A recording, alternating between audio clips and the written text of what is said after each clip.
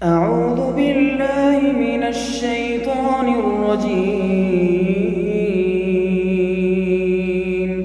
بسم الله الرحمن الرحيم.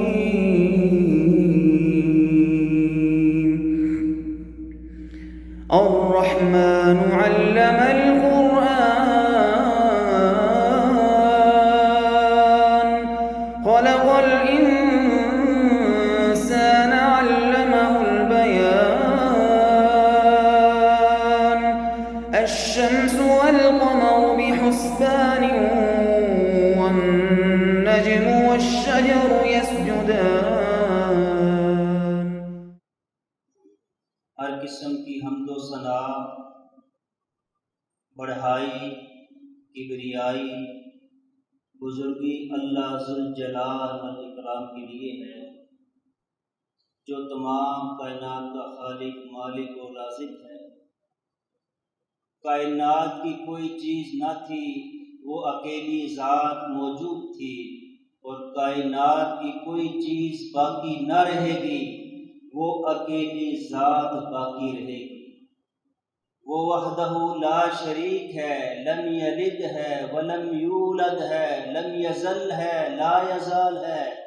بے شمار درود و سلام و حضرت محمد صلی اللہ علیہ وسلم کے ذات گرامی پر بے شمار رحمتیں ہوں، بخششیں ہوں، رضوان ہو، صحابہ اکرام، تابعین نظام، تبع تابعین، محدثین، مفسرین، فقہائے اسلام، جنہوں نے اسلام کی سربلندی کے لیے اپنی زندگیاں وقف کر دی، جزاہم اللہ خیرا۔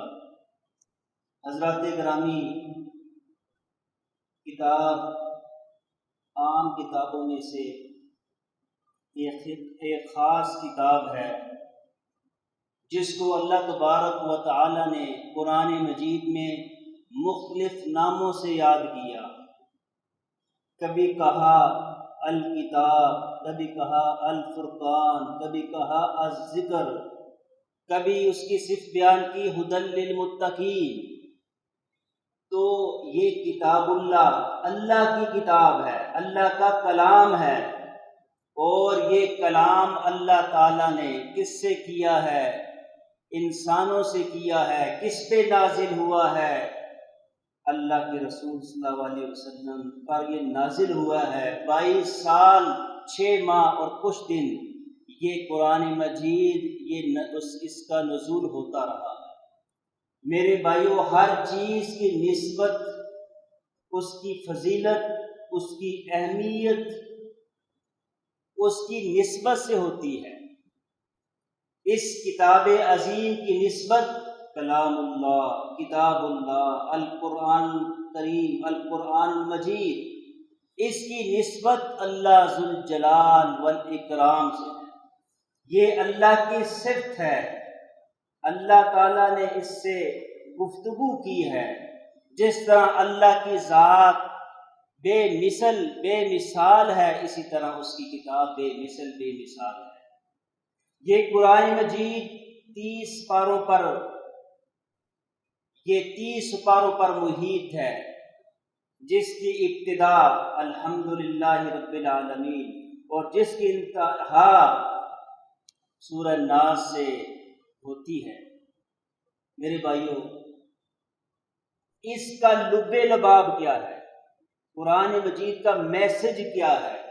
اس کا خلاصہ کیا ہے؟ اس کی اہمیت اور فضیلت کیا ہے؟ آج کے مختصر ٹائم کے اندر انشاءاللہ ان 2 چیزوں پر بات ہوگی۔ امام شاہ ولی اللہ محدث دہلوی رحمۃ اللہ علیہ نے اپنی کتاب الفوز الکبیر کے اندر اس کتاب مقدس، اس قرآن مجید کے 5 علوم بیان کیے۔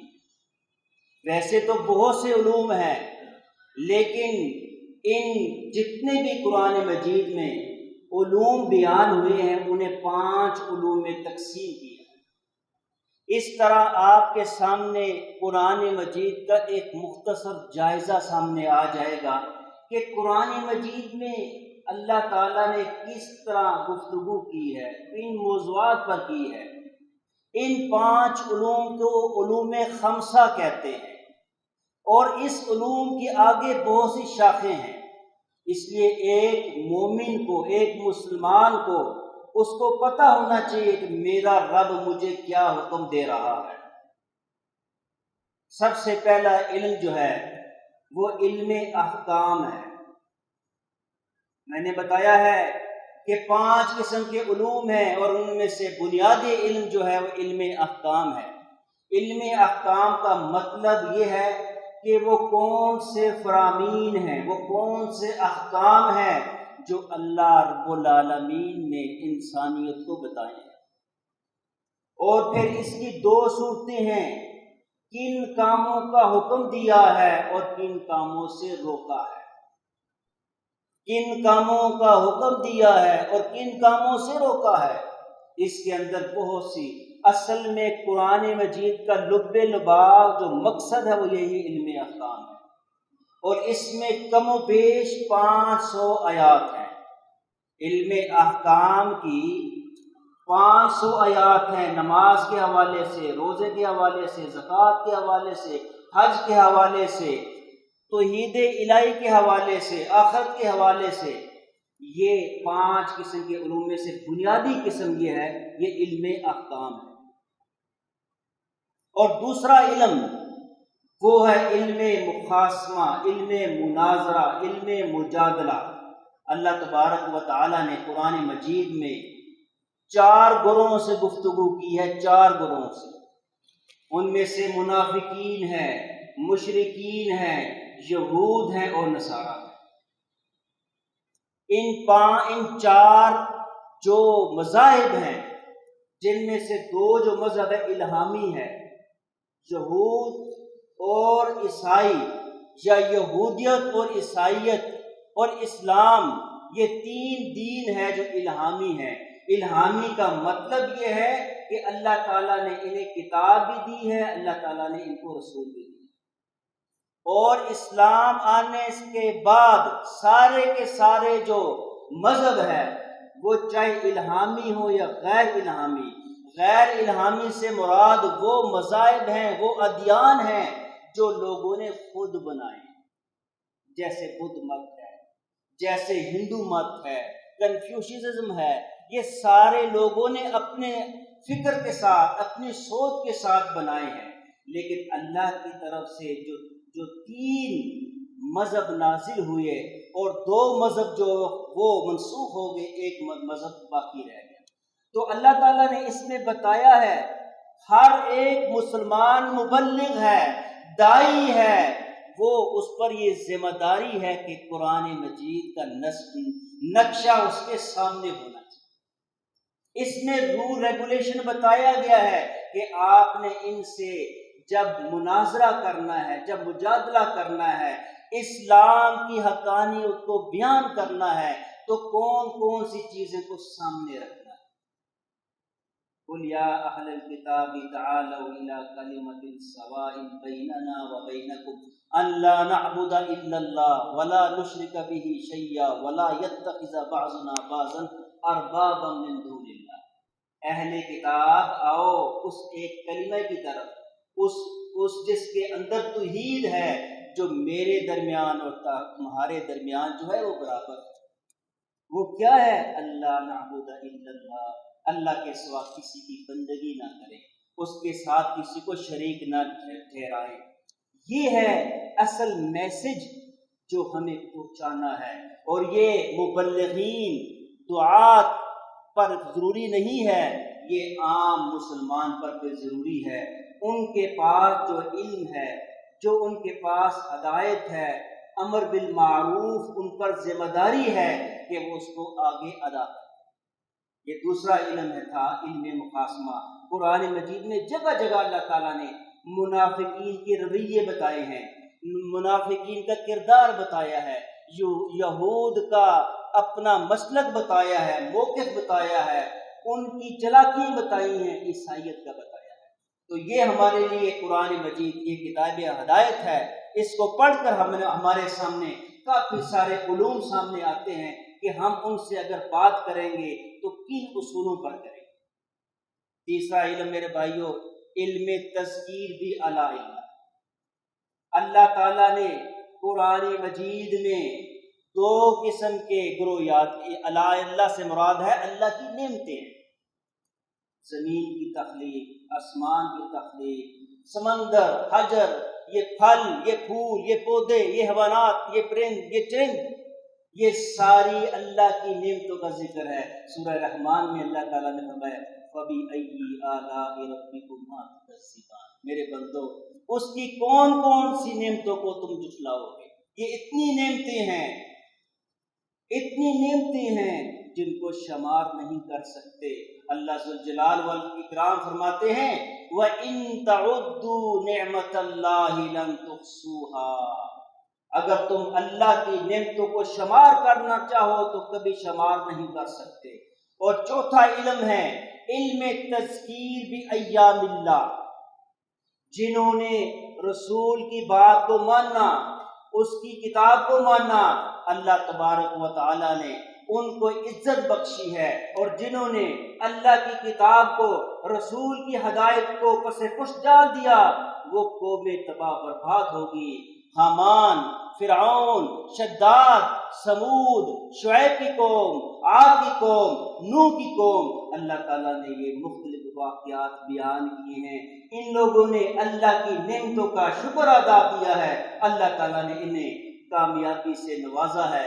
اور ان لوگوں نے اللہ کے ساتھ شرک کیا ہے، اللہ کی کتاب کو تسلیم نہیں کیا اور رسول کی ہدایت کو تسلیم نہیں کیا، وہ نشان عبرت بن گئے۔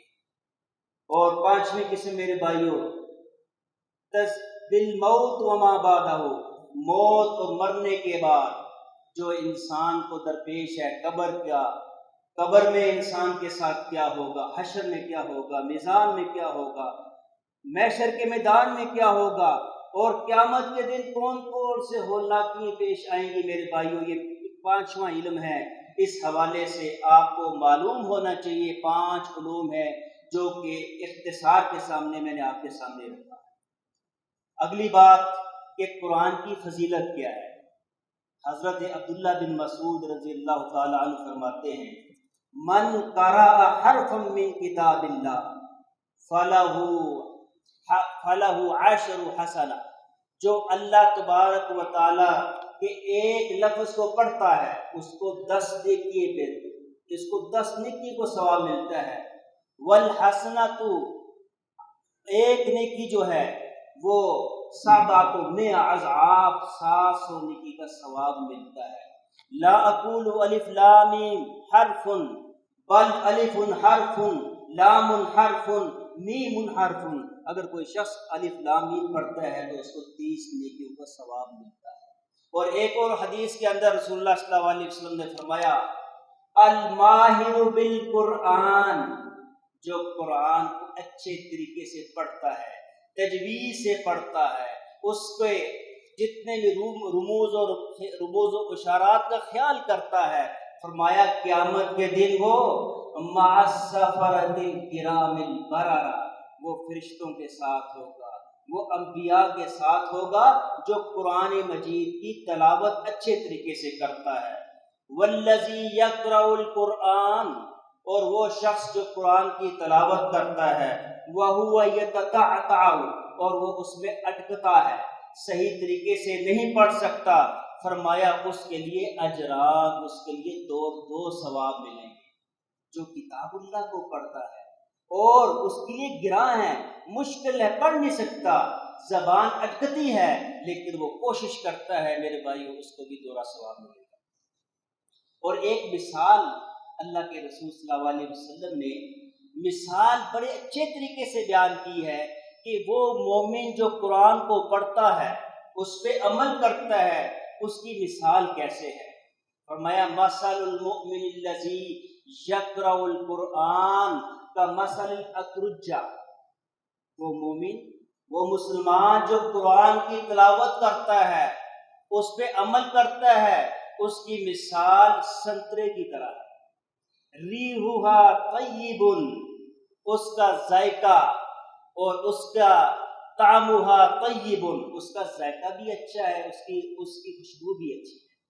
ومثل المنافق الذی ومثل المؤمن الذی لا یقرأ القرآن اور وہ مسلمان، وہ مومن جو قرآن کی تلاوت نہیں کرتا، مومن تو ہے قرآن کی تلاوت نہیں کرتا ہے، فرمایا اس کی مثال مثل تمرہ، اس کی مثال کھجور کی طرح ہے، طعمھا حلو، اس کا ذائقہ تو میٹھا ہے، ولا ریحھا ولا ریح لہا، اور اس کی کوئی خوشبو نہیں ہے، ومثل المنافق الذی یقرأ القرآن، اور وہ منافق جو مومن نہیں ہے وہ قرآن کی تلاوت کرتا ہے، فرمایا اس کی مثال کمثل الریحانہ، فرمایا اس کی مثال ایک خوشبودار بوٹی ہے، فرمایا اس کی مثال تو وہ خوشبو تو اچھی ہے، وَطَعْمُهَا مُرٌّ، لیکن اس کا ذائقہ جو ہے وہ کڑوا ہے، وَمَثَلُ الْمُنَافِقِ الَّذِي لَا يَقْرَأُ الْقُرْآنَ، اور وہ منافق جو قرآن کی تلاوت کرتا ہی نہیں ہے، فرمایا فَمَثَلُهُ كَمَثَلِ الْحَنْظَلَةِ، اس کی مثال تنبے کی مثال ہے، اس کی خوشبو بھی نہیں ہے، اس کا ذائقہ بھی نہیں ہے، بلکہ کڑوا ہے، اس کا ذائقہ کڑوا ہے۔ میرے بھائیوں، اب ہمیں دیکھنا ہے کہ ہم وہ مومن بنتے ہیں جو قرآن مجید کی تلاوت کرتے ہیں، اور قیامت کے دن رسول اللہ صلی اللہ علیہ وسلم نے فرمایا یہ نور کے منابر پہ، اور ایک بہت سی فضائل ہیں قرآن مجید کی، اتنی زیادہ فضائل بیان کی ہیں رسول اللہ صلی اللہ علیہ وسلم نے فرمایا جو حافظ قرآن ہے اسے کہا جائے گا تم قرآن مجید پڑھتا جا، جہاں قرآن مجید کی آخری آیت کریمہ ختم ہوگی وہ مقام جنت میں تمہیں نصیب ہوگا۔ یہ دعا کیجئے، اپنے لیے بھی دعا کیجئے، اور کوشش کیجئے اپنے اولاد کے لیے بھی دعا کیجئے، اور ان کو اس طرف لائیے قرآن کی تلاوت اچھے طریقے سے کریں، قرآن کی تعلیم حاصل کریں۔ اسی طرح رسول اللہ صلی اللہ علیہ وسلم نے فرمایا اس شخص کی مثال جو قرآن کی تلاوت نہیں کرتا ہے کمثل البیت الخرب، ایسا گھر ہے، ایسا گھر کی مثال ہے جو کہ ٹوٹ کا شکار ہے، کوئی چیز سالم نہیں ہے، ٹوٹا اس کا شکار ہے۔ جس گھر میں تلاوت نہیں ہوتی میرے بھائیوں وہاں شیطان اپنی اماجگاہ بنا لیتا ہے۔ رسول اللہ صلی اللہ علیہ وسلم نے فرمایا جس گھر میں سورہ بقرہ پڑھی جائے شیطان اس گھر کے قریب نہیں آتا، اور جو شخص سورہ آیت الکرسی پڑھ لیتا ہے رات کو سوتے ہوئے، اللہ تبارک و تعالی ایک فرشتہ اس کی حفاظت کے لیے معمور فرما دیتے ہیں، اور اس کو کوئی چیز نقصان نہیں دیتی ہے، اسے کوئی چیز نقصان نہیں دیتی ہے، اور وہ اللہ کے حفظ اور اس کے امان میں ہوتا ہے۔ میرے بھائیوں، قرآن مجید قیامت کے دن القرآن حجۃ لنا او علینا، قرآن مجید کل قیامت کو ہمارے حق میں گواہی دے گا یا ہمارے خلاف گواہی دے گا۔ ہمارے حق میں کب گواہی دے گا؟